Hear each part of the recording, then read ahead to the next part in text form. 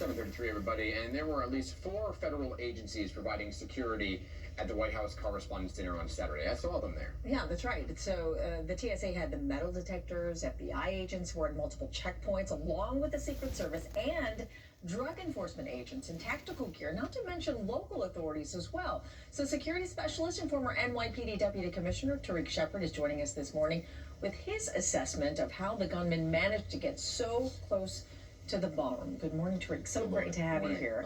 I mean, we just talked. I mean, all these different levels of security, yet we see this armed gunman just blasting right through all of the security agents. So what did you make of what was set up prior to the event starting, and then what you saw happen?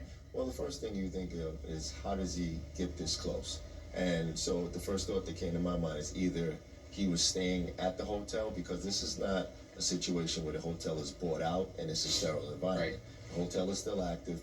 Guests are checking in. People are staying there. You have the workers. So, those are some possibilities right away.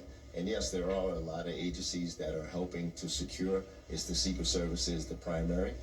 But there's always gaps in security. And you try and close as many of those gaps as possible. The problem here is that this president is under an unprecedented threat that we haven't seen any other president be under.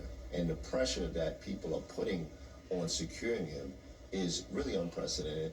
And we have to do as many things as possible to close as many gaps. Let me ask you this, because I've gotten the question all weekend since I was there, and people have been saying whether or not magnetometers higher entrance than just the ballroom, because there was layers to get down in terms of just showing a ticket, and then the magnetometer was the final thing that you had to go through to get into the ballroom.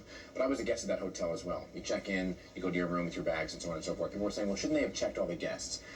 How does that create can they do that? In a hotel of this magnitude, how far out in advance are you checking guests? Because they could have checked in days in advance, earlier. Right, it's very true, and this is why I say there's always going to be some gaps. You can check and do a background check on certain guests that are listed on the manifest of who's staying at the hotel. Yeah. But in this guy's case, there are no flags in the past that you would have thought that he was up to no good. So what you have to do is close as many gaps as possible.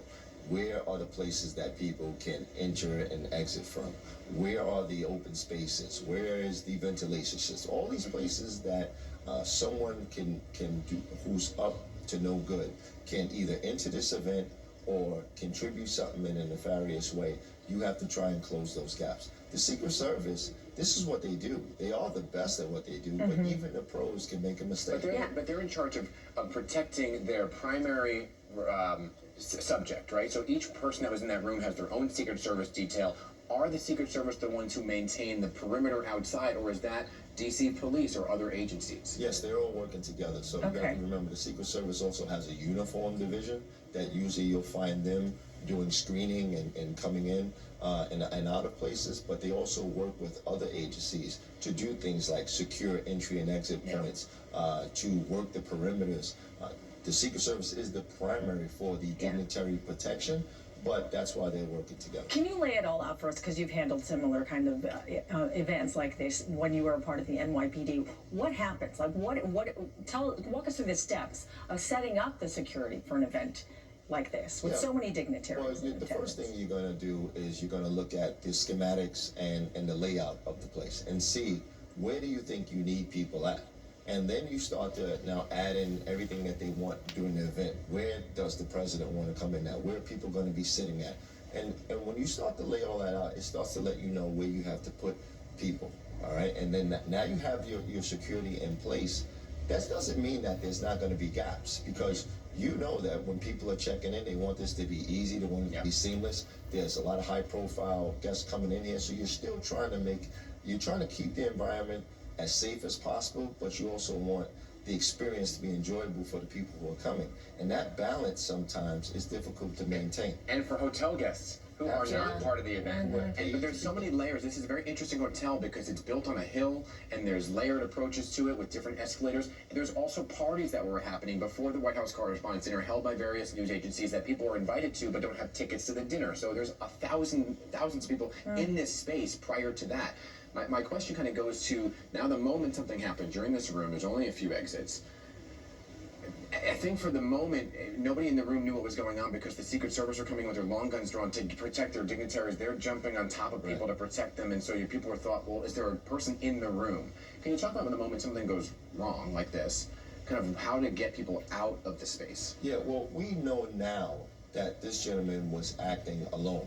But when these things first happen, one of the reasons why they're going to jump on their protectee and they want to get the president to a location that where he's protected and away from danger is that you don't know whether this was a distraction to try and get him to pull him out. You don't know if this was a distraction to try and get somebody past and be in the room.